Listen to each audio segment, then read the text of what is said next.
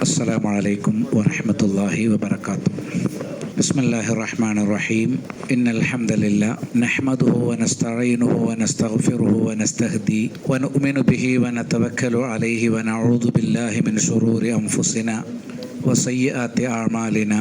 من يهده الله فلا مضل له ومن يضلل فلا هادي له وأشهد أن لا إله إلا الله وحده لا شريك له وأشهد أن محمدا عبده ورسوله أرسله بالهدى ودين الحق ليظهره على الدين كله ولو كره المشركون. أما بعد فإن خير الحديث كتاب الله وخير الهدي هدي محمد صلى الله عليه وسلم وشر الأمور محدثاتها وكل محدثة بدعة وكل بدعة ضلالة وكل ضلالة في النار. يا أيها الذين آمنوا اتقوا الله حق تقاته ولا تموتن إلا وأنتم مسلمون. يا أيها الناس اتقوا ربكم الذي خلقكم من نفس واحدة وخلق منها زوجها وبث منهما رجالا كثيرا ونساء واتقوا الله الذي تساءلون به والأرحام إن الله كان عليكم رقيبا. يا أيها الذين آمنوا اتقوا الله وقولوا قولا سديدا يصلح لكم أعمالكم ويغفر لكم ذنوبكم ومن يطع الله ورسوله فقد فاز فوزا عظيما. ബഹുമാന്യരായ രക്ഷിതാക്കളെ, പ്രിയപ്പെട്ട സഹോദരി സഹോദരന്മാരെ, കുട്ടികളെ, അള്ളാഹുവിൻ്റെ വലിയൊരു നിയമത്താണ് അവൻ ഇഷ്ടപ്പെട്ട അവൻ്റെ ഭവനത്തിൽ ഇങ്ങനെ ഒരുമിച്ച് കൂടി ദീൻ പഠിക്കുകയും പരലോകത്തെക്കുറിച്ച് ചിന്തിക്കുകയും ചെയ്യുക എന്നുള്ളത്. അള്ളാഹു ഇത്തരം ഒരു സദസ്സിൽ സമാധാനമർക്കും. മലക്കുകൾ നമ്മളെ പൊതിഞ്ഞു നിൽക്കും. അള്ളാഹുവിന്റെ കാരുണ്യം ആവരണം ചെയ്യും. ഇങ്ങനെ ഒട്ടനവധി ഗുണങ്ങൾ. നമ്മൾ ഈ സദസ്സിൽ നിന്ന് പിരിയുന്നത് വരെ ചുറ്റുപാടുമുള്ള മലക്കുകൾ നമ്മൾ പഠിക്കുന്ന വിഷയത്തോടുള്ള ഇഷ്ടം കൊണ്ട് അവരുടെ ചിറകുകൾ താഴ്ത്തി വെക്കുകയും അവന്റെ പാപങ്ങളൊക്കെ പുറത്തു കൊടുക്കണേ, അവളുടെ പാപങ്ങൾ പുറത്തു കൊടുക്കണേ എന്ന് ആത്മാർത്ഥമായി ദീൻ പഠിക്കാനിരിക്കുന്ന ആൾ ആ സദസ്സ് പിരിയുന്നത് വരെ അവർക്ക് വേണ്ടി സദസ്യരായ മലക്കുകൾ പ്രാർത്ഥിച്ചുകൊണ്ടിരിക്കുകയും ചെയ്യും എന്ന് നബി സല്ലല്ലാഹു അലൈഹി വസല്ലം പറഞ്ഞിട്ടുണ്ട്. സർവോപരി അള്ളാഹുവിന്റെ വാക്കാണ്. ദീന് പഠിക്കുന്ന ആളുകളും പഠിക്കാത്ത ആളുകളും സമമല്ല. ദീൻ അറിയുന്ന ആളുകൾക്ക് അള്ളാഹു പദവികൾ ഉയർത്തി നൽകും. അങ്ങനെ ഉന്നതമായ സ്വർഗത്തിലെ പദവികൾ സ്വന്തമാക്കുക എന്ന മഹത്തായ ലക്ഷ്യമാണ് ഇത്തരം സദസ്സുകളിൽ വന്നിരിക്കുന്നതിന്റെ സുപ്രധാനമായ ലക്ഷ്യം. അത് സ്വന്തമാക്കാൻ അള്ളാഹു നമുക്കെല്ലാം നമ്മുടെ ഇഖ്ലാസ് കാരണമായി മഹാഭാഗ്യം ചൊരിയുമാറാകട്ടെ. നബി സല്ലല്ലാഹു അലൈഹി വസല്ലം പറഞ്ഞു, അൽ മുഅ്മിനു യഅലഫു വയുഅലഫു, സത്യവിശ്വാസി ഇണങ്ങുകയും ഇണങ്ങപ്പെടുകയും ചെയ്യും. വലാ ഖൈറ ഫീമൻ ലാ യഅലഫു വലാ യുഅലഫു, ഇണങ്ങുകയോ ഇണങ്ങാൻ കൊള്ളുകയോ ചെയ്യാത്തവനിൽ യാതൊരു നന്മയുമില്ല. വഖൈറുൻ നാസി അൻഫഉഹും, ജനങ്ങളിൽ ഉത്തമർ അവർക്ക് ഏറ്റവും പ്രയോജനം ചെയ്യുന്ന ആളുകളാണ്. അപ്പൊ വളരെ കൃത്യമാണ്. ഈമാനിന്റെ ഒരു ശാഖയാണ് ഇണക്കം. ആര് തമ്മിലാണ് ഇണങ്ങേണ്ടത്? ഏറ്റവും പ്രധാനമായി ദമ്പതികൾ തമ്മിൽ, ഭാര്യയും ഭർത്താവും തമ്മിൽ ഇണക്കം വേണം. മാതാപിതാക്കളും മക്കളും തമ്മിൽ ഇണക്കം വേണം. സഹോദരങ്ങൾ തമ്മിൽ ഇണക്കം വേണം. ബന്ധുക്കൾ തമ്മിൽ ഇണക്കം വേണം. അയൽക്കാർ തമ്മിൽ ഇണക്കം വേണം. നാട്ടുകാർക്കിടയിൽ ഇണക്കം വേണം. എല്ലായിടത്തും ഇണക്കമാണ് ഇസ്ലാം നിശ്ചയിക്കുന്നത്. ഇണക്കം എന്നുള്ളത് നമ്മുടെ ഒരു അധ്വാനം കൊണ്ടോ പ്രവർത്തനം കൊണ്ടോ യോഗ്യത കൊണ്ടോ മാത്രം സ്വന്തമാക്കാൻ പറ്റിയ ഒന്നല്ല. അള്ളാഹു നമ്മൾ ഇഷ്ടപ്പെടണം, അള്ളാഹു നമ്മെ തൃപ്തിപ്പെടണം. അപ്പോഴാണ് അള്ളാഹു നമുക്ക് എന്ത് ചെയ്യുക? ഇണക്കം തരാം. വഅല്ലഫ ബൈന ഖുലൂബിഹിം, അവരുടെ ഹൃദയങ്ങളിൽ അവൻ ഇണക്കമുണ്ടാക്കി. ലൗ അൻഫഖത മാ ഫിൽ അർളി ജമീഅൻ മാ അല്ലഫത ബൈന ഖുലൂബിഹിം, നിങ്ങൾ ഭൂമിയിലുള്ള എല്ലാ മൂല്യവസ്തുക്കളും ചെലവഴിച്ചാലും അവരുടെ ഹൃദയങ്ങൾക്കിടയിൽ നീ ഇണക്കമുണ്ടാക്കുകയില്ല. വലാകിന്നല്ലാഹ അല്ലഫ ബൈനഹും, പക്ഷേ അള്ളാഹു ആണ് അവർക്കിടയിൽ ഇണക്കമുണ്ടാക്കിയത്. അതുകൊണ്ട് ഇണക്കമുള്ള ഒരു കുടുംബം ക്രമീകരിക്കാൻ അള്ളാഹുവിലേക്ക് മടങ്ങുക എന്നതാണ് ഒന്നാമത്തെ വഴി. തഖ്വല്ല. നേരത്തെ ഇവിടെ വിശദമായി ഓരോ ഇബാദത്തും എങ്ങനെയാണ് തഖ്വക്ക് പ്രയോജനപ്പെടുക എന്ന് ബഹുമാന്യനായ ബഷീർ സലഫി സൂചിപ്പിച്ചു. അതിന്റെ തുടർച്ച തന്നെയാണ് എൻ്റെ സംസാരം.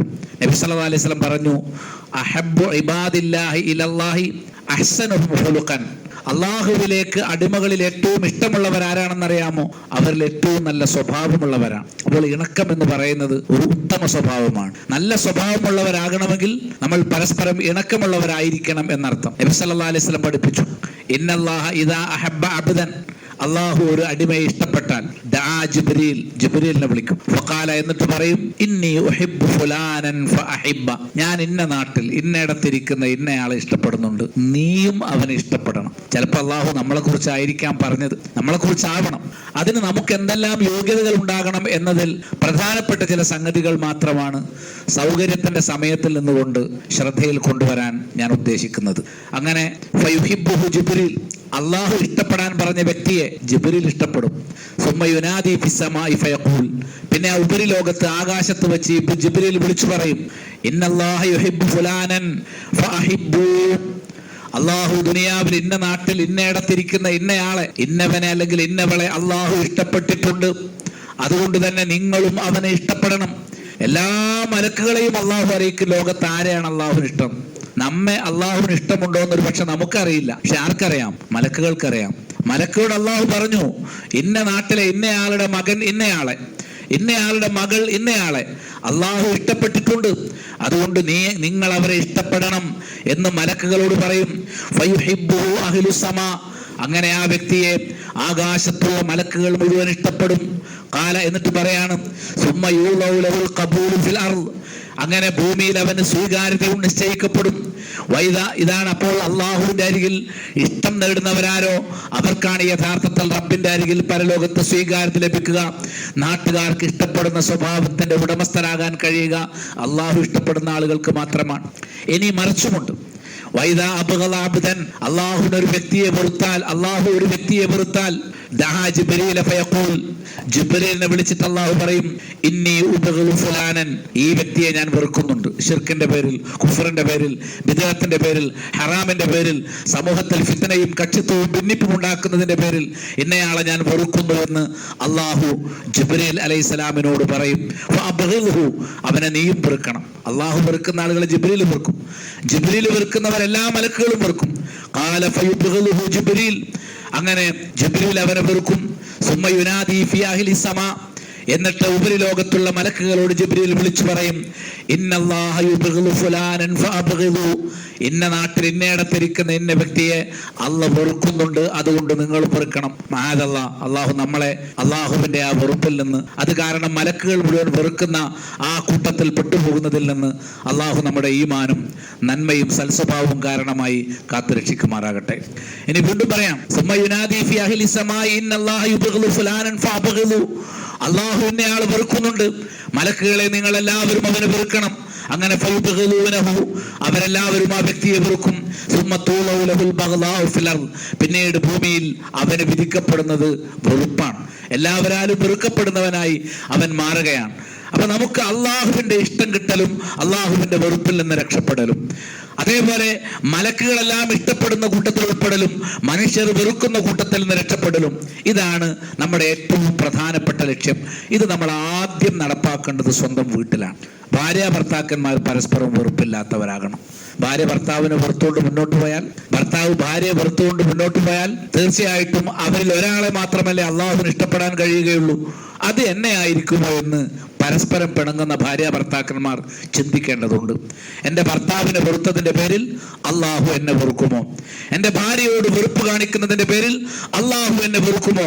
ഈ ഒരു ചിന്ത മാത്രമാണ് ആത്യന്തികമായി കുടുംബത്തിൽ ഇണക്കം കൊണ്ടുവരാൻ ഉതകുക എന്ന് പറഞ്ഞുകൊണ്ടാണ് ഞാൻ ആരംഭിക്കുന്നത്. കുടുംബ ബന്ധമുള്ളവർ അവർ ചിലരോട് ഏറ്റവും അടുപ്പമുള്ളവരാണ്. ഫീ കിതാബില്ല, അള്ളാഹുവിന്റെ രേഖയിൽ അള്ളാഹു പറഞ്ഞിട്ടുണ്ട് നിങ്ങൾക്ക് ഏറ്റവും അടുപ്പം ആരോടാണ്. അപ്പോൾ ഒരു മകനോട് അള്ളാഹു പറഞ്ഞത് നിനക്ക് ഏറ്റവും അടുപ്പമുണ്ടായിരിക്കേണ്ടത് നിന്റെ ഉമ്മയോടാണ്. അത് കഴിഞ്ഞാൽ പിന്നെ നിന്റെ ഉപ്പയോടാണ്. അത് കഴിഞ്ഞിട്ടാണ് ഭാര്യയും മക്കളും സഹോദരങ്ങളും മറ്റുള്ളവരുമെല്ലാം. ഈ ഒരു ക്രമം നമുക്കും ഉണ്ടായിരിക്കണം. ഒരു ഭാര്യയോട് അള്ളാഹു പറഞ്ഞിട്ടുണ്ട് നിനക്ക് ഏറ്റവും അടുപ്പമുണ്ടായിരിക്കേണ്ടത് നിന്റെ ഭർത്താവിനോടാണ്. അത് കഴിഞ്ഞിട്ടാണ് നിന്റെ ഉമ്മയും ഉപ്പയും, ഭർത്താവിന്റെ ഉമ്മയും ഉപ്പയും, നിങ്ങളുടെ മക്കളും സഹോദരങ്ങളും മറ്റുള്ളവരും. ഇങ്ങനെ ഓരോരുത്തർക്കും പരസ്പരമുള്ള ബന്ധങ്ങളിൽ ഏറ്റവും അടുത്ത ബന്ധം ആരോടായിരിക്കണം എന്നതിന് അള്ളാഹുവിന്റെ രേഖയിൽ കൃത്യമായ നിയമമുണ്ട്. എല്ലാറ്റിലും ഉപരി നമുക്ക് ഏറ്റവും അടുത്ത ബന്ധമുണ്ടായിരിക്കേണ്ടത്, പ്രിയപ്പെട്ടവരെക്കാൾ നമുക്ക് ഇഷ്ടമുണ്ടായിരിക്കേണ്ടത്, അടുപ്പമുണ്ടായിരിക്കേണ്ടത് അള്ളാഹുവിനോടും അവന്റെ റസൂലിനോടുമാണ്. ചുരുക്കി പറഞ്ഞാൽ പരസ്പരമുള്ള കാരുണ്യത്തിലും സ്നേഹത്തിലുമാണ് കുടുംബ ബന്ധം കെട്ടിപ്പടുക്കുന്നത്. പഠിക്കേണ്ടത്. വമിൻ ആയാതിഹി അൻ ഖലഖകും മിൻ തുറാബ് സുമ്മ ഇദാ അൻതും ബശറുൻ തൻതശിറൂൻ. അല്ലാഹുവെ മാത്രമേ ആരാധിക്കാവൂ എന്നതിന്റെ തെളിവുകളിൽപ്പെട്ടതാണ് നിങ്ങളെ മണ്ണിൽ നിന്ന് പടച്ചു, പിന്നെ നിങ്ങൾ ഭൂമിയിലാകമാനം വ്യാപിച്ചു കിടക്കുന്ന ഒരു വലിയ സമൂഹമായി മാറി. വമിൻ ആയാതിഹി അല്ലാഹുവെ മാത്രമേ ആരാധിക്കാവൂ എന്നുള്ളതിന്റെ തെളിവുകളിൽപ്പെട്ടതാണ് അൻ ഖലഖലകും മിൻ അൻഫുസികും അസ്വാജൻ. നിങ്ങളുടെ നഫ്സുകളിൽ നിന്ന് തന്നെ, നിങ്ങളുടെ ആത്മാവുകളിൽ നിന്ന് തന്നെ നിങ്ങൾക്ക് ഇണകളെ സൃഷ്ടിച്ചു തന്നു എന്നുള്ളത്. ലിതസ്കുനു ഇലൈഹ, ഇണയിലേക്ക് സമാധാനമടയാൻ വേണ്ടി. വജഅല ബൈനകും മവദ്ദത്തൻ വറഹ്മ, നിങ്ങൾക്കിടയിൽ അവൻ സ്നേഹബന്ധവും കാരുണ്യവും നിശ്ചയിച്ചു. എന്നിട്ട് പറയുന്നു ഇന്ന ഫീ ദാലിക ലആയാതിൻ ലിഖൗമി യതഫക്കറൂൻ, ചിന്തിക്കുന്ന ജനതക്ക് ഇതിൽ ദൃഷ്ടാന്തമുണ്ട്. അപ്പോൾ അല്ലാഹുവെ മാത്രമേ ആരാധിക്കാവൂ എന്നതിന്റെ തെളിവായിട്ടാണ്, ദൃഷ്ടാന്തമായിട്ടാണ് യഥാർത്ഥത്തിൽ നമുക്കിടയിൽ ഉണ്ടായിരിക്കേണ്ട, കുടുംബങ്ങൾക്കിടയിൽ, അതിൽ തന്നെ ഏറ്റവും ആദ്യം ദമ്പതികൾക്കിടയിൽ ഉണ്ടായിരിക്കേണ്ട കാരുണ്യത്തിന്റെയും സ്നേഹബന്ധത്തിന്റെയും അടിസ്ഥാനത്തിലുള്ള ഇണക്കത്തെ കുറിച്ച് പറയുന്നത് എന്ന് കാണാൻ സാധിക്കും. ചുരുക്കം പറഞ്ഞാൽ കുടുംബം ഒരു അമാനത്താണ്, നമ്മെ ഏൽപ്പിച്ച ഒരു സംഗതിയാണ്. നേരത്തെ അവിടെ ബഷീർ സലഫി സൂചിപ്പിച്ചു, നിങ്ങൾ ഒരാളൊരു അമാനത്തെ ഏൽപ്പിച്ചിട്ടുണ്ടെങ്കിൽ അത് കൃത്യമായി തിരിച്ചു കൊടുക്കണം. അപ്പൊ അള്ളാഹു നമുക്കൊരു കുടുംബത്തെ തന്നിട്ടുണ്ടെങ്കിൽ ആ കുടുംബങ്ങൾ പരസ്പരം വച്ചു പുലർത്തേണ്ട മര്യാദകളും നിലപാടുകളും എന്താണെന്ന് അള്ളാഹു കൽപ്പിച്ചിട്ടുണ്ടോ അതൊക്കെ നമ്മൾ ഉസ്താദുമാരെടുത്ത് നിന്ന് പഠിക്കണം, അത് പ്രമാണങ്ങളിൽ നിന്ന് പഠിക്കണം. എന്നിട്ടത് നമ്മുടെ ജീവിതത്തിൽ ഒന്നാമതായിട്ട് നമ്മൾ കൊണ്ടുവരണം. മറ്റുള്ളവർ കൊണ്ടുവന്നോ ഇല്ലയോ എന്നുള്ളത് നമ്മുടെ വിഷയമല്ല, നമ്മളത് കൊണ്ടുവരണം. എന്തിന്? അള്ളാഹു നമ്മെ ഇഷ്ടപ്പെടാനും നമ്മെ വെറുക്കാതിരിക്കാനും വേണ്ടി. ജിബ്രീൽ അലൈഹിസ്സലാം നമ്മെ ഇഷ്ടപ്പെടാനും വെറുക്കാതിരിക്കാനും വേണ്ടി, എല്ലാ മലക്കുകളും നമ്മെ ഇഷ്ടപ്പെടാനും വെറുക്കാതിരിക്കാനും വേണ്ടി നമ്മൾ നിർബന്ധമായും അള്ളാഹുവിന്റെയും റസൂലിന്റെയും കൽപ്പനകളെ ഒന്നാം സ്ഥാനത്ത് കാണണം. അപ്പോൾ കുടുംബ ബന്ധം ഒരു ഉത്തരവാദിത്തമാണ്. ഉത്തരവാദിത്തം എന്ന് പറഞ്ഞാൽ ചോദ്യം വരുന്ന വിഷയം, ചോദ്യം വരിക എന്നുള്ളതിന് മസ്ഊൽ, ഉത്തരവാദി. കുല്ലുക്കും റായിൻ വകുല്ലുക്കും മസ്ഊലുൻ അൻ റഅയ്യതിഹി, നിങ്ങൾ ഉത്തരവാദിത്തമുള്ളവരാണ്. അതേപോലെ തന്നെ നിങ്ങൾ പ്രജകളെ സംരക്ഷിച്ച് പരിപാലിക്കേണ്ടവരാണ്. നിങ്ങളുടെ പരിപാലനത്തെ കുറിച്ച് ചോദ്യം ചെയ്യപ്പെടുന്നവരുമാണ്. ഫൽ ഇമാമു റായിൻ, ഒരു നേതാവ് അവൻ ഉത്തരവാദിത്തമുള്ള, അവൻ പരിപാലകനാണ്. അവന്റെ കീഴിലുള്ളവരെ കുറിച്ച് അവൻ ചോദ്യം ചെയ്യപ്പെടും. ഒരു പുരുഷൻ അവന്റെ കുടുംബത്തിലെ തർബിയത്ത് ചെയ്യേണ്ട, പരിപാലിച്ചു കൊണ്ടുവരേണ്ടവനാണ്. അവന്റെ കീഴിലുള്ള കുടുംബാംഗങ്ങളെ സംബന്ധിച്ച് അവൻ ചോദ്യം ചെയ്യപ്പെടുന്നവനാണ്. ഒരു സ്ത്രീ അവളുടെ ഭർത്താവിന്റെ വീട്ടിൽ പരിപാലനം നടത്തേണ്ടവളാണ്. അവളുടെ വീട്ടിലെ മക്കളെ കുറിച്ചും മറ്റുള്ളവരെ കുറിച്ചും അവൾ നാളെ വിചാരണ ചെയ്യപ്പെടും. ദീനിന്റെ കാര്യത്തിൽ തീർച്ചയായിട്ടും നാളെ ചോദ്യം ചെയ്യപ്പെടും.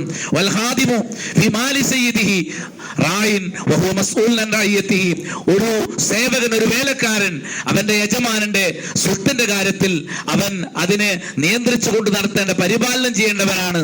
ആ വിഷയത്തിൽ അവൻ ചോദ്യം ചെയ്യപ്പെടുമെന്ന് കൃത്യമായി പറഞ്ഞു. നമുക്കറിയാം, സദ്ബുദ്ധരായ കുട്ടികൾ വളരുന്ന ആദ്യ അന്തരീക്ഷം കുടുംബമാണ്. ഇൻഷാ അല്ലാഹ് അത് ഇവിടെ ഉച്ചയ്ക്ക് ശേഷം ചർച്ച ചെയ്യാൻ പോകുന്ന ഒരു വിഷയമാണ്. നമ്മുടെ കുട്ടികൾ ഏറ്റവും മികച്ച ഒരു കുടുംബത്തിലാണ് വളരുന്നത് എങ്കിൽ ആ കുട്ടികൾ നാളെ ദുനിയാവിലും പരലോകത്തിലും മാതാപിതാക്കൾക്ക് ഉപകാരപ്പെടുന്നവരായി മാറും.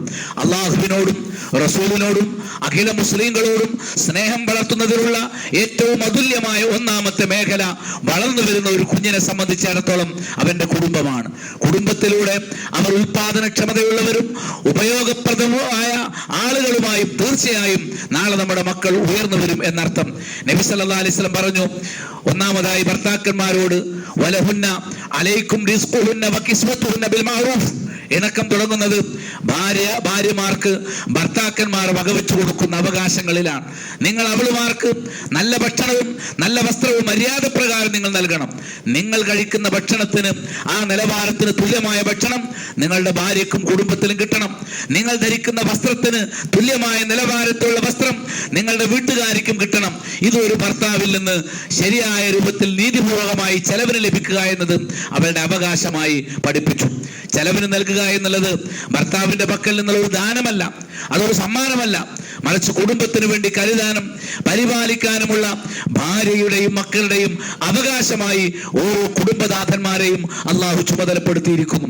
ഖുർആൻ തന്നെ പറയുന്നു സൂറത്തുൽ ബഖറയിൽ, വഅലൽ മൗലൂദി ലഹു, ആരുടേതാണോ കുഞ്ഞ് അതായത് കുഞ്ഞിന്റെ പിതാവ് റിസ്ഖുഹുന്ന വകിസ്വത്തുഹുന്ന ബിൽ മഅറൂഫ്, ആ കുഞ്ഞിന്റെ മാതാവിന് മര്യാദ പ്രകാരമുള്ള ഭക്ഷണം നൽകണം, മര്യാദ പ്രകാരമുള്ള വസ്ത്രം നൽകണം.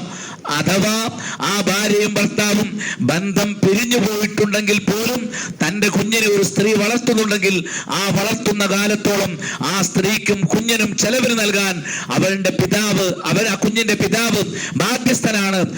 ആ കുഞ്ഞിനെ പ്രസവിച്ച ഉമ്മക്കും കുഞ്ഞിനെ പോറ്റി വളർത്തുന്ന ഉമ്മക്കും ചെലവിന് കൊടുക്കാൻ ബാധ്യതയുള്ളവനാണ് എന്ന് സൂറത്തുൽ ബഖറയിലെ 233 ആയത്തിൽ കാണാൻ കഴിയും. കുടുംബത്തിലെ ഇണക്കം ഇങ്ങനെ ചുമതലകൾ നിശ്ചയിച്ചുകൊണ്ടാണ് ഇസ്ലാം നടപ്പാക്കുന്നത് എന്ന് കാണാൻ സാധിക്കും. ഇനി ഇവ കേവലം നിയമപരമായ അവകാശങ്ങൾ മാത്രമല്ല, മറിച്ച് ഖിയാമത്ത് ദിനത്തിൽ അള്ളാഹുവിന്റെ മുന്നിൽ ഭർത്താവ് എഴുന്നേറ്റ് നിന്ന് മറുപടി പറയേണ്ടി വരുന്ന ഉത്തരവാദിത്തങ്ങളാണ്, ശരീഅത്ത് നിശ്ചയിച്ചു നൽകിയിട്ടുള്ള ബാധ്യതകളാണ് എന്ന ബോധ്യം ഓരോ കുടുംബനാഥന്മാർക്കും ഉണ്ടായിരിക്കണം. ഓരോന്നും ഞാൻ വിശദീകരിച്ച് എത്ര ഹദീസുകൾ വായിക്കാൻ എനിക്ക് സാധിക്കുമെന്നറിയില്ല. എന്നിരുന്നാൽ പോലും പ്രധാനപ്പെട്ട ചിലത് മാത്രമേ ഞാൻ സൂചിപ്പിക്കുന്നുള്ളൂ. ഏതെങ്കിലും സ്ത്രീ ഭാര്യമാരോട് പിണങ്ങിയാൽ അവളുടെ മുഖത്തടിക്കാൻ പാടില്ല. ഇസ്ലാം ശക്തമായി പറഞ്ഞു, നമ്മൾ അടിക്കുകയാണെങ്കിൽ മുഖത്തടിക്കുള്ളൂ, മുഖത്തടിക്കരുത് എന്നുള്ളത് അവൾക്ക് ലഭിക്കേണ്ട അവകാശമാണ്. അവൾ ഒരു തെറ്റു ചെയ്തവളാണെങ്കിൽ തന്നെ. അതേപോലെ അവളെ പരസ്യമായി അപമാനിക്കാൻ പാടില്ല, കുട്ടികളുടെ മുമ്പിൽ വെച്ച് ഭാര്യമാരെ വഴക്ക് പറയാൻ പാടില്ല, അതേപോലെ തന്നെ നാട്ടുകാരുടെ മുന്നിൽ വെച്ച് വഴക്ക് പറയാൻ പാടില്ല, ബന്ധുക്കളുടെ മുന്നിൽ വെച്ച് വഴക്ക് പറയാൻ പാടില്ല. വഴക്ക് പറയേണ്ട വിഷയം അവളിൽ ഉണ്ടായിട്ടുണ്ടെങ്കിൽ തന്നെ നിങ്ങൾ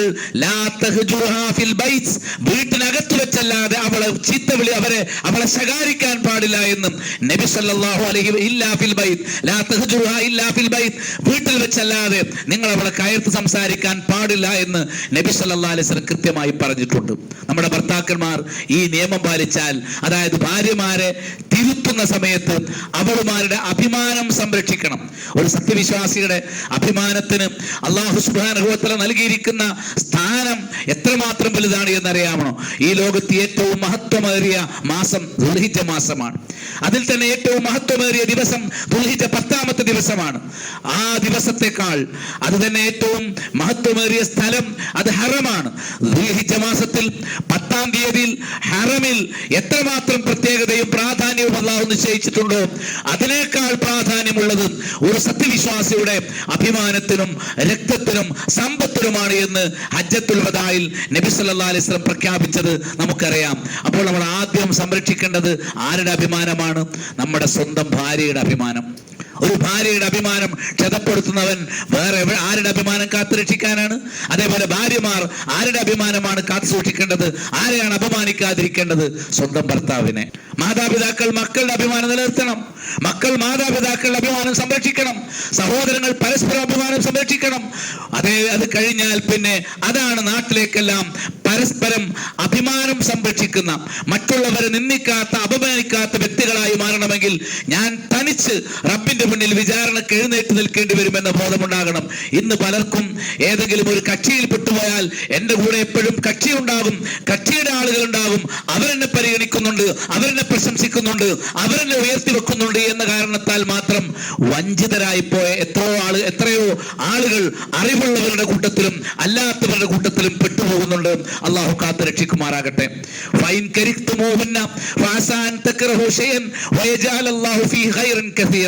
നിങ്ങൾ നിങ്ങളുടെ ഭാര്യമാരുടെ ഏതെങ്കിലും ഒരു സ്വഭാവം വെറുക്കുകയാണെങ്കിൽ നിങ്ങൾ വെറുക്കുന്നത് ഒരു പക്ഷേ അതിൽ തന്നെ അള്ളാഹു നിങ്ങൾക്ക് ഹൈർ നൽകിയേക്കാം. സ്വാഭാവികമാണ്, ഒരു പരീക്ഷണം എന്ന നിലക്ക് നിങ്ങൾ പ്രിയപ്പെട്ടവരിൽ ഇഷ്ടപ്പെടാത്ത വല്ലതും കണ്ടെന്നു വരും. എന്നാൽ നിങ്ങൾ സംയമനം പാലിക്കുകയും ഇസ്ലാമികമായി അത് പരിഹരിക്കാൻ ശ്രമിക്കുകയും ചെയ്താൽ അത് നിങ്ങൾക്ക് നാളെ കൂടുതൽ നന്മയുള്ള, ദുനിയാവിലും പരലോകത്തിലും ഗുണമുള്ള പ്രതിഫലാർഹമായ സംഗതിയാക്കി അള്ളാഹു അതിനെ പരിവർത്തിപ്പിക്കുമെന്നും സൂറത്തുൻ നിസായിലെ 19ാമത്തെ ആയത്തിൽ കാണാം. ചുരുക്കി പറഞ്ഞാൽ സന്തോഷത്തോടെയും ചിരിയോടെയും പ്രസന്നതയോടെയും വീട്ടിൽ പ്രവേശിക്കുന്ന ഒരു കുടുംബനാഥൻ.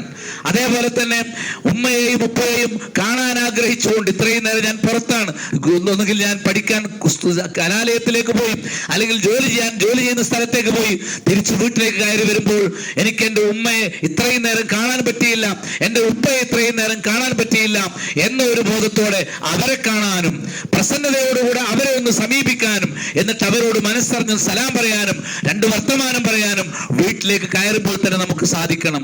ഇത് നേരെ മറിച്ച് തിരിഞ്ഞു നോക്കുമ്പോഴുള്ള ചില വീട്ടിൽ കയറിയാൽ ഭാര്യമാരെ മുഖം കാണൂല, വാപ്പാനെ നോക്കൂല, മിണ്ടൂല, നേരെ പോയി അവന്റെ റൂമിലേക്ക് പോയിരിക്കും.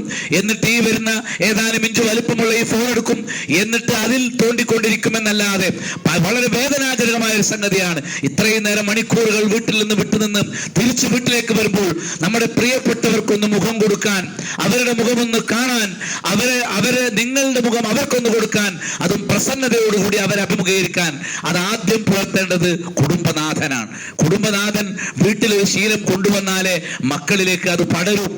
അത് അത് ഭാര്യമാരാണ് അതിനെക്കുറിച്ച് പരസ്പരം ഓർമ്മിപ്പിക്കേണ്ടത്. അപ്പോൾ കുടുംബത്തോട് മുഖപ്രസന്നതയോടെ സമീപിക്കുന്ന, അവരിലേക്ക് ആ രൂപത്തിൽ കയറി ചെല്ലുന്ന ഒരു ഭർത്താവാണ് ഏറ്റവും മികച്ച ഒരു ഭർത്താവ് എന്ന് കാണാൻ സാധിക്കും. അപ്പോൾ ഒരു കുടുംബനാഥൻ, നേരത്തെ ഇവിടെ ബഷീർ സലഫി സൂചിപ്പിച്ച പോലെ ആരാധനകളിൽ മാതൃകയാകണം. സുബഹ് കൃത്യമായി വീട്ടിൽ പോയി ജമാഅത്ത് നിസ്കരിക്കേണ്ട ആളാരാണ്? വീട്ടിലെ വാപ്പയാണ്. ഇത് കുട്ടികൾ നിസ്കരിക്കാൻ പോലും വാപ്പ കിടന്നുറങ്ങി എങ്ങനെ ഉണ്ടാവും? വാപ്പ കിടന്നുറങ്ങിയാൽ ആ വാപ്പാരെ നിസ്കരിക്കാൻ വേണ്ടി ഉമ്മ വിളിക്കാതിരുന്നാൽ എങ്ങനെ ഉണ്ടാവും? അപ്പൊ അവിടെ മുതൽ തുടങ്ങണം. മനസ്സിലായില്ലേ? ഈ ഫോണിന്റെ സ്ക്രീനുകളിൽ നിന്ന് മാറി നേരിട്ട് കുടുംബത്തോടൊപ്പം അവർ സമയം കാണണം. അതിനാണ് ജിഹാദ് നഫ്സി എന്ന് പറയാം. നമ്മുടെ മനസ്സിന് വേറെ ദേഹത്തോട് താല്പര്യം ഉണ്ടെങ്കിലും നമ്മളെ അള്ളാഹു ഏൽപ്പിച്ച കാര്യങ്ങൾ നിർവഹിക്കാൻ വേണ്ടി നമ്മൾ തുനിയുന്നത് ജിഹാദാണ്. അതേപോലെ തന്നെ നമ്മൾ അഭിനന്ദിക്കണം. വീട്ടിൽ നന്നായി കൃത്യമായിട്ട് ഇബാദത്തുകൾ ചെയ്യുന്ന മക്കളെ നമ്മൾ പ്രോത്സാഹിപ്പിക്കണം. ദീനിന്റെ അടയാളങ്ങൾ കാണിക്കുമ്പോൾ പ്രശംസിക്കണം. നന്നായി ഒരു ഭക്ഷണം ഉണ്ടാക്കി തന്നാൽ ഭാര്യയെ നമ്മൾ പ്രശംസിക്കണം. അവരുടെ ന്യായമായ ആവശ്യങ്ങൾ ചെറുതാണെങ്കിലും കുടുംബനാഥൻ ഇതിനെ നിസ്സാരമായി കാണാൻ പാടില്ല. ഭാര്യ ഭർത്താക്കന്മാർക്കിടയിൽ, കുടുംബാംഗങ്ങൾക്കിടയിൽ നീണ്ട മൗനം വരരുത്. ഭാര്യയെ കേൾക്കാൻ ഭർത്താവിനും, ഭർത്താവ് പറയുന്നത് കേൾക്കാൻ ഭാര്യയ്ക്കും സമയം ഉണ്ടാകണം. അവർ പരസ്പരം സംസാരിക്കണം. മനസ്സിലായില്ലേ? ഈ ഡിജിറ്റൽ ദൃശ്യങ്ങളുടെ മിഥ്യാധാരണകളുടെ സ്വാധീനത്തിൽ നിന്ന് നമ്മൾ എന്ത് ചെയ്യണം? കുടുംബത്തെ രക്ഷിച്ചെടുക്കേണ്ട ചുമതല ഒന്നാമതായിട്ട് കുടുംബനാഥനാണ്. മിഥ്യാലോകത്ത് സീരിയൽ തരുന്ന മിഥ്യാ ബന്ധങ്ങളല്ല യഥാർത്ഥ കുടുംബത്തിലുള്ളത് എന്ന ഒരു ബോധം അത് വീട്ടുകാർക്ക് നൽകേണ്ടത്. റീൽസുകൾ അതിൽ നിന്ന് കാണുന്നതല്ല യഥാർത്ഥത്തിൽ ബന്ധങ്ങളുടെ ആധാരമായി നിൽക്കുന്നത്. അത് ദീനില്ലാത്തവരും കള്ളുടിയന്മാരാണ് ഭൂരിപക്ഷം റീൽസുകൾ ഉണ്ടാക്കുന്ന ആൾക്കാർ. സീരിയലുകൾ ഉണ്ടാക്കുന്ന ഒരു നന്മയില്ല, ഒരു അടിത്തറയുമില്ല, പരലോക വിശ്വാസമില്ല.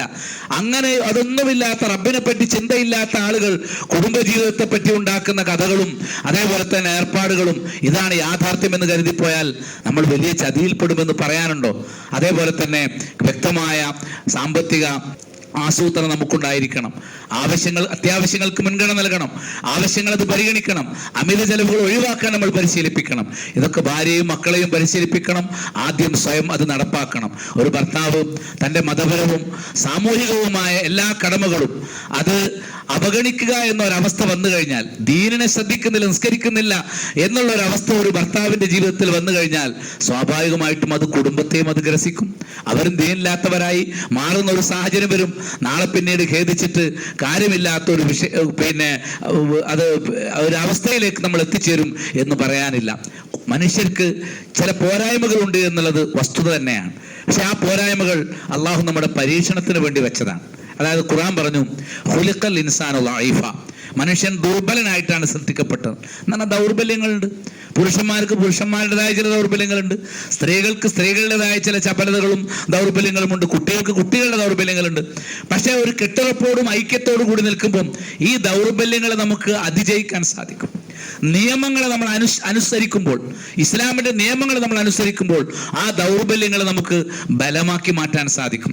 അനസ് റളിയല്ലാഹു അൻഹു മനുഷ്യന്റെ ഈ ദൗർബല്യത്തെക്കുറിച്ച് സൂചിപ്പിക്കുന്ന റിപ്പോർട്ട് നബി സല്ലല്ലാഹു അലൈഹി വസല്ലം പറഞ്ഞത് അറിയിച്ചിട്ടുണ്ട്. അന്ന റസൂലുള്ളാഹി സ്വല്ലല്ലാഹു അലൈഹി വസല്ലം ഖാൽ, നബി പറഞ്ഞു, സ്വഹീഹ് മുസ്ലിമിലെ ഹദീസാണ്, ലമ്മാ സവ്വറല്ലാഹു ആദമ ഫിൽ ജന്ന, അള്ളാഹു ആദം അലൈഹിസ്സലാമിന് ആദ്യ രൂപം നൽകി. ആത്മാവ് നൽകുന്നതിന് മുമ്പ് ആദ്യം ഒരു രൂപം നൽകി. തറക്കഹു മാ ശാ അല്ലാഹു അൻ യതുറുക, എന്നിട്ട് ആദമിന്റെ ഒരു രൂപമുണ്ടാക്കി. ആത്മാവ് കൊടുക്കാതെ ജീവൻ മാത്രം കൊടുത്ത് ആദമിനെ കുറച്ചു നേരം, അള്ളാഹു ഉദ്ദേശിക്കുന്ന സമയം എത്രയോ അത്രയും സമയം ആദമിനെ സൃഷ്ടിച്ചതിന് ശേഷം അള്ളാഹു വെറുതെ വിട്ടു. ഫജഅല ഇബ്ലീസു യുതീഫു ബിഹി യൻളുറു മാഹു, അപ്പം അള്ളാഹു പുതുതായി സൃഷ്ടിച്ച ഈ ഒരു സൃഷ്ടി മനുഷ്യൻ ആദം എങ്ങനെയുണ്ട് എന്നറിയാൻ വേണ്ടി ആദം അലൈഹി ഇസ്ലാമിന്റെ ചുറ്റും ഇബ്ലീസ് ഇങ്ങനെ നോക്കി നടന്നു എന്നാണ്.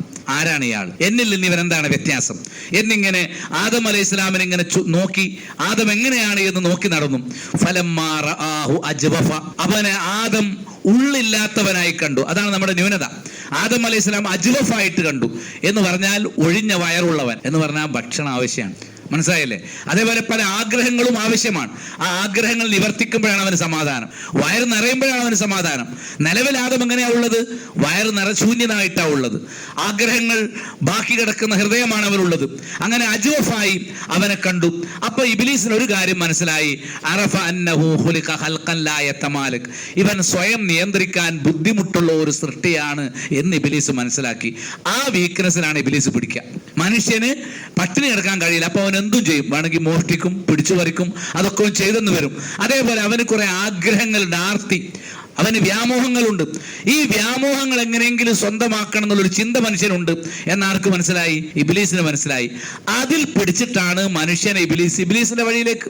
ഇബ്ലീസും അള്ളാഹുമായി വെല്ലുവിളി നടക്കുന്നുണ്ടല്ലോ അങ്ങോട്ട്. ലഅഖൂദന്നലഹും സിറാത്തകൽ മുസ്തഖീം, നേർമാർഗത്തിൽ ഞാൻ ചെന്നിരിക്കുക തന്നെ ചെയ്യും, ഞാൻ അവരെ വഴി തെറ്റിക്കുക തന്നെ ചെയ്യും എന്ന് ഇബ്ലീസ് പറയുന്നുണ്ട് അള്ളാഹുവിനോട്. അത് പിന്നീട് ആദമിനെ സൃഷ്ടിച്ചതിന് ശേഷം, സുജൂദ് ചെയ്യാൻ കൽപ്പിച്ചതിന് ശേഷം, ഇബ്ലീസ് സുജൂദ് ചെയ്യാൻ വിസമ്മതിച്ചതിന് ശേഷമുണ്ടായ ഒരു സംഗതിയാണ്. ആ സമയത്ത് ഇബ്ലീസ് ആദമിനെ പിടിക്കാൻ ശ്രമിച്ചത്, ആദ്യം ആദം അലൈഹി ഇസ്ലാമിന് അള്ളാഹു ആത്മാവ് കൊടുക്കുന്നതിന് മുമ്പ് ആദമിനെ ചുറ്റിപ്പറ്റിയിട്ട് ആദമിന്റെ യോഗ്യതകളും ഈ ഗുണങ്ങളും അതേപോലെ തന്നെ വീക്ക്നെസ്, ദൗർബല്യങ്ങളും ആര് മനസ്സിലാക്കി? ഇബ്ലീസ് മനസ്സിലാക്കി. മനുഷ്യന്റെ ഏറ്റവും വലിയ ചാബല്യത്തെ ഹദീസിൽ വിശേഷിപ്പിക്കുന്നത് അജ്വഫ്. മനുഷ്യൻ ഉള്ളിങ്ങനെ ശൂന്യമായിട്ട് കിടക്കുക, അതങ്ങനെ നിറയ്ക്കണം. ആഗ്രഹങ്ങളുണ്ട്, ആ ആഗ്രഹങ്ങൾ ഇങ്ങനെ നിറയ്ക്കണം. വയറുണ്ട്, ഭക്ഷണം നിറയ്ക്കണം. അപ്പം ഭക്ഷണം നിറയ്ക്കാനും ആഗ്രഹങ്ങൾ നിറയ്ക്കാനും വേണ്ടി ദീന് മറക്കുന്നവനായിട്ട് ആര് മാറും? മനുഷ്യൻ മാറും. ഇതിൽ നിന്ന് അവനെ രക്ഷപ്പെടുത്തുന്നത് ദീൻ മാത്രമാണ്. ദീനിന് വഴിപ്പെടാൻ നമുക്ക് ഭാഗ്യം ലഭിച്ചാൽ, അള്ളാഹുവിനെ മാത്രം ആരാധിക്കുന്നവരായി നമ്മൾ മാറിയാൽ, തഖ്വയുള്ളവരായി മാറിയാൽ, നമ്മൾ ഈ ആഗ്രഹങ്ങളിൽ, ദേഹേച്ഛകളിൽ പെട്ടുപോവുകയില്ല എന്നുള്ളത് അള്ളാഹുവിന്റെ പക്കൽ നിന്നുള്ള ഒരു വാക്കാണ് എന്നുകൂടി മനസ്സിലാക്കണം. അള്ളാഹു പറഞ്ഞു, യാ അയ്യുഹല്ലദീന ആമനു, ഓ സത്യവിശ്വാസികളെ, ഇന്ന മിൻ അസ്വാജിക്കും വഔലാദിക്കും അദുവ്വൻ ലക്കും, നിങ്ങൾക്ക് നിങ്ങളുടെ ഇണകളിലും നിങ്ങളുടെ മക്കളിലും ശത്രുക്കളുണ്ട്. ഫഹദറുഹും, നിങ്ങൾ അവരെ ഭയപ്പെടണം. വൈൻ തഅഫു വതസ്ഫഹു വതഗ്ഫിറു, നിങ്ങൾ വിട്ടുവീഴ്ച കാണിക്കുകയും വിശാലത കൈക്കൊള്ളുകയും മാപ്പ് നൽകുകയും ചെയ്താൽ ഫഇന്നല്ലാഹ ഗഫൂറുർ റഹീം, അല്ലാഹു എല്ലാ പാപങ്ങളും പൊറുക്കുന്നവനാണ്, അളവില്ലാതെ കരുണ ചൊരിയുന്നവനാണ്. സൂറത്തു തഗാബുൻ, നഷ്ടം വെളിപ്പെടുക. നമ്മുടെ നഷ്ടം വെളിപ്പെടൽ എപ്പോഴാണെന്നറിയോ? നാളെ റബ്ബിന്റെ മുന്നിൽ ഉടുതുണിയില്ലാതെ, ചേലാകർമ്മം ചെയ്യപ്പെടാതെ, ചെരുപ്പെടാതെ ഇങ്ങനെ വിചാരണയ്ക്ക് വേണ്ടി നിൽക്കുന്ന ഒരു സമയമുണ്ട്. അപ്പോഴാണ് നമുക്ക് നമ്മുടെ നഷ്ടം വെളിപ്പെടുക. ദുനിയാവ് ചിലപ്പോൾ തിരിയില്ല. നമ്മൾ നമുക്കുണ്ടാക്കി വെക്കുന്ന നഷ്ടങ്ങൾ എത്രയാണ് എന്ന് നാളെ റബ്ബിന്റെ മുന്നിൽ നഫ്സി നഫ്സി നഫ്സിയ എന്ന് പറഞ്ഞ് എഴുന്നേറ്റ് നിൽക്കുമ്പോൾ ബോധ്യപ്പെടും. അങ്ങനെ നമ്മുടെ ആ നഷ്ടത്തെ ബോധ്യപ്പെടുത്തുന്ന ഒരു സമയത്ത് നഷ്ടങ്ങളുടെ ഒരു കാരണം കുടുംബജീവിതത്തിൽ അശ്രദ്ധയാണ്. നിങ്ങളുടെ ഭാര്യമാരിൽ, നിങ്ങളുടെ മക്കളിൽ നിങ്ങൾക്ക് ശത്രുക്കളുണ്ട്. ഇത് കാഫിരീങ്ങളോടല്ല. ഈ ആയത്ത് തുടങ്ങുന്നത് യാ അയ്യുഹല്ലദീന ആമനു, ഓ സത്യവിശ്വാസികളെ, നിങ്ങൾക്ക് നിങ്ങളുടെ ഇണകളിൽ, നിങ്ങളുടെ മക്കളിൽ ശത്രുക്കളുണ്ട്. അതിൽ നിന്ന് രക്ഷാമാർഗമായി 3 കാര്യങ്ങൾ. അതുകൊണ്ട് കുടുംബാംഗങ്ങൾ അവരിൽ ഇണക്കം സൃഷ്ടിക്കാൻ അടിസ്ഥാനപരമായി കൊണ്ടുവരേണ്ടത് മവദ്ദത്തും റഹ്മത്തും കഴിഞ്ഞാൽ 3 ഗുണങ്ങളാണ്. ഒന്ന് മഗ്ഫിറത്ത്, അവർ തെറ്റ് ചെയ്യും, മനുഷ്യരാണ്, തെറ്റ് തന്നെ ചെയ്യും, തെറ്റാണ്, ശരിയല്ല, അത് നിങ്ങൾ മാപ്പ് കൊടുക്കണം. അവർ ആ തെറ്റ് തിരുത്തി നന്നായി വരാൻ നിങ്ങൾ അവർക്ക് അവസരം കൊടുക്കണം.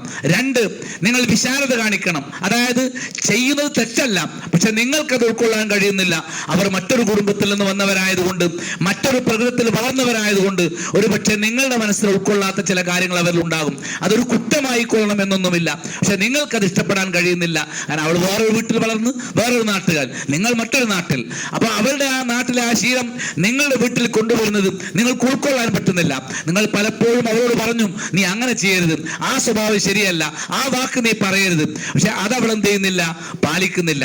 പക്ഷെ അത് അവളുടേതാണല്ലോ, ഒരു ദീനിയായ കുറ്റമൊന്നുമല്ലല്ലോ അവൾ ചെയ്യുന്നത് എന്നുള്ള നിലക്ക് നിങ്ങൾ അത് വിട്ടുകൊടുക്കണം, വിശാലത കാണിക്കണം. ഇനി അബദ്ധം സംഭവിച്ചാലോ വിട്ടുവീഴ്ച ചെയ്യണം. 1, തെറ്റ് ചെയ്താൽ പുറത്തു കൊടുക്കുക. 2, നിങ്ങൾക്ക് ഉൾക്കൊള്ളാൻ കഴിയാത്തത് വന്നാൽ അതിനെക്കുറിച്ച് മിണ്ടാതിരിക്കുക, വിശാലത കാണിക്കുക.